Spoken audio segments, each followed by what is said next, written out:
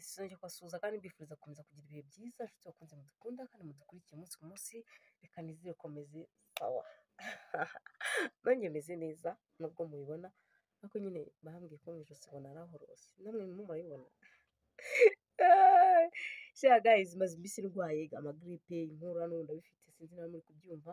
So rero n'abatindiye mu ijambo, ndabizi ko mubyanga, uyu munsi tugiye kurebera hamwe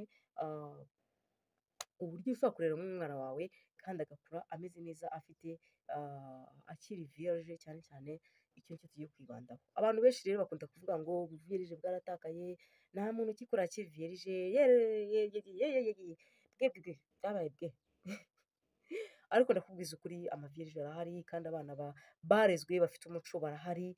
Apana abo banyu barara mu tubari, apana abo banyu barara basimbuka ibipangu, ariko buriya umwana asimbuka igipangu, umwana ananirana kubera impamvu runaka ziba zaragiye zibamo hagati y'ababyeyi banyu mwembi. Ni ukuvuga ngo rero ababyeyi, buriya umwana kugira ngo agire umuco mwiza bituruka n'uko ababyeyi babanye cyangwa se n'uko ababyeyi babaho.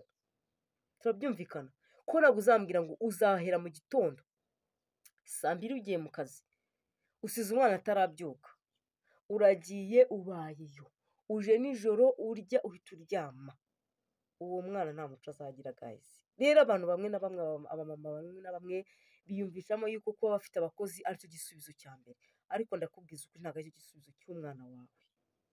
Ni igisubizo kuba gukoropera, ni igisubizo kuba gusasira, ni igisubizo kuba guburira inzu, ni igisubizo kuba gutekera ugasanga birahiye, ariko ntabwo aricyo gisubizo ku mwana wawe. Unyumve neza, niba warabyaye, niba waratwise amezi 9 ukabyara, cyane cyane wowe mugore, menyana n'umwana wawe.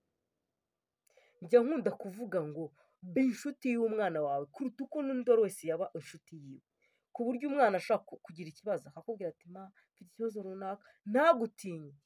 Ababyeyi benshi bakunda gutinywa n'abana babo, ugasanga umwana aragutinya, umwana ntakwiyumvamo, umwana arakubona agagira ubwoba.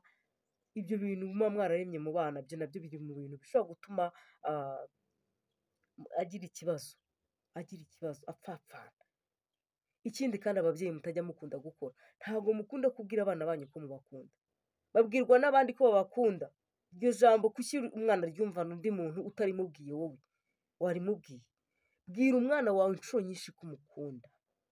Turabyumvikana, hari icyizere bimuremamo, hari icyo bimufasha. Ariko uyu munsi none aha ngaha uraho urasamye, reka njye mbivuga gutyo, uba wasamye,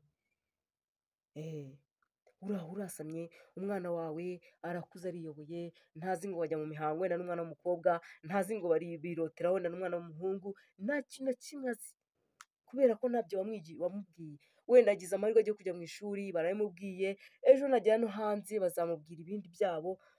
Niba ari umukobwa, abatipe batangira bamubwira ati nyabuneka ego komana ujya mu mihango ukaribwa, wowe uzaze mwereke umuti.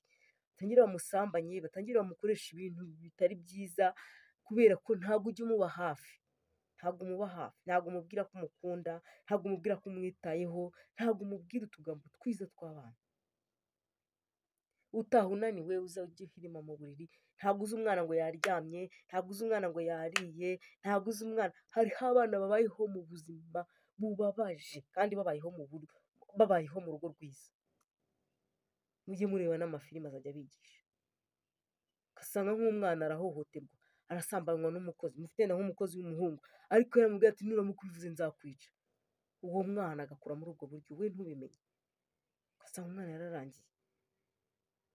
Ibyo rero niyo mpamvu uyu munsi tujya kubigisha uburyo ki ugomba kureramo umwana wawe kugira ngo azakure basi byibura ari umwana ufite umutima, ari umwana byibura wavuga ati uyu mwana ndamushyingiye, ni agavierge, agiye asanga umugabo we ibintu bimeze neza. Rero wabigenza ute nk'umuntu w'umubyeyi? Umuntu w'umubyeyi rero buriya ikintu kimuranga, arangwa n'impuhwe, urukundo, kuganiriza umwana inshuro nyinshi. Ibyo bintu utabifite muri wowe ntabwo uba wujuje uwo muntu bw'umubyeyi w'umumama. Kandi cyane cyane ndabwira abamama, n'abapapa ndaza kubageraho. Kuvuga ngo rero umwana wawe urabyuka mu gitondo, ukamenya ngo umwana wanjye yaraye ate.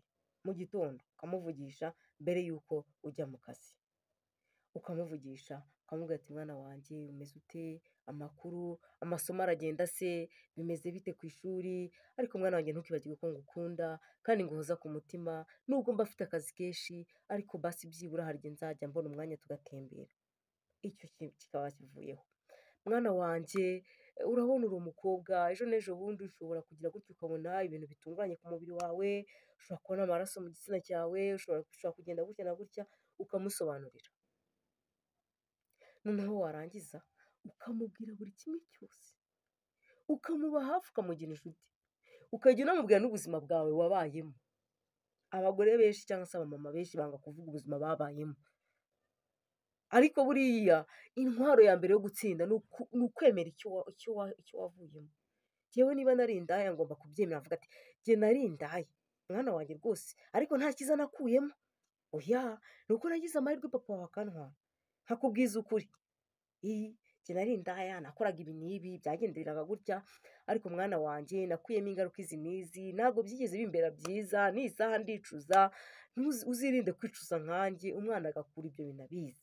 Ariko ababyeyi bamwe na bamwe murafata mugatsimba mukanyegeza kure, umwana atazava akabimenya. Ariko buriya ibintu byiza ni uko waganira n'umwana wawe kandi ntumuhishe ukuri, kuko iyo umuhishe ukuri akakumva hanze, ibyo bintu biba bibi. Iyo ugize umwana wawe rero inshuti yawe biba byiza cyane. Ikindi turagaruka ku bagabo b'abapapa, abagabo b'abapapa mukunda gutererana abamama ngo ni akazi kawe, ngo n'ubundi ngo uri uwa nyoko, ngo izi ngeye. Ibyo ntabwo aba ari byiza. Uba ugomba kuganiriza umwana wawe ukanamuha n'igitsure cy'umubyeyi w'umupapa.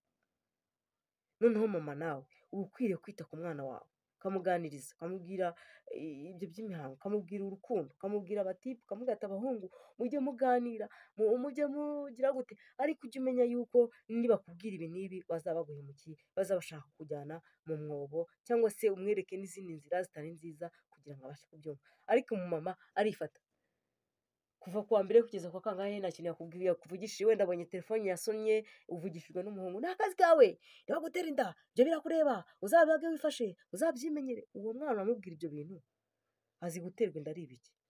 Ugeze ubimuganirizaho? Ugeze umubwira ko naramuka abonye imihango bishobora kuzamugirira ingaruka izi n'izi? Wigeze umubwira ati se mwana wanjye basi byibura wagiye mu rubohero nk'abandi bakobwa? Ese mwana wanjye yerereye? Ahubwo wowe umubonye kuko yitabye telefone agiye nk'ahari ku ruhande, wenda nta n'ubwo uzi n'umuntu wagiye kuvugana, ni akazi kawe bazagutera inda, ni akazi kawe. Ibyo bintu ntabwo ari ko guhanura umwana, ntabwo ari ko guhanura umwana. Umwana uba ugomba kumwegera ukamuganiriza, ukamuha keya, ukamwitaho, ndetse ukabimwereka mu kinyabupfura, ukanamubwira ati ni amahitamo yawe kuko sinagucunga 100%, ariko basi byibura tekereza ku buzima bwawe, ariko basi byibura tekereza nanjye ubwanjye. Mwana wanjye ndashaka ko uzampesha ishema, mwana wanjye ndashaka ko bizagenda gutya, mwana wanjye nzakurwanira ishyaka, nzakora uko nshoboye, buri kimwe cyose ushaka uzajya ukimbaza, ariko mwana wanjye sinzakubone muri izi ngeso. Mwana wanjye ibintu bimeze gutya, dore isuku imeze yerere. Inama zo ntabwo twazivuga ngo tuzirangize kuri izi videwo, tuba twihaye iminota mikeya cyane, ariko habwirwa benshi yakumva bene yo. Hariho umuntu wagize kunyandikira umugani muri komenti arambwira ati habwirwa benshi yakumva bene yo. Ubwo bene yo mwabyumvishije? Abantu mwifata mugatererana abana mwabyumvishije? Ngapo mufite umukozi mu rugo, n'igihe uboneye umwanya wa ofu yawe yo mu kazi, ntabwo ujye wicara ngo uganirize umwana, ntabwo uguma mu rugo, ahubwo niwo mwanya uba ubonye wo kwirukanka mu tubari, niwo mwanya ubonye wo kwirukanka mu baturanyi, niwo mwanya ubonye wo kwirukanka mu bintu bitagufitiye akamaro, nawe kugira ngo wirwane n'abana bawe, abana bawe bakumve, abana bawe bakwisangemo, abana bawe baguhumurirwe, abana bawe bongere biyumvemo urukundo rw'umubyeyi. Aho ugasanga wirukanse amaguru yamajije ibiti, wirukanse mbese nyine ahantu hose ntawe utageze. Ibyo ntabwo aba ari byiza, ntabwo aribyo dushaka mu babyeyi bacu. Icyo dushaka ni uko buri muntu wese akwiye kumenya niba koko niba ndi umubyeyi, ndi umubyeyi bwoko ki. Kugeza kuri iyi saha niba umaze kumva ino videwo, wisuzume urebe ese niba ndi umubyeyi bwoko ki, ese kuko ndakwiye, nduzuye ku bana banjye, mbaha ibi buri kimwe cyose bakeneye.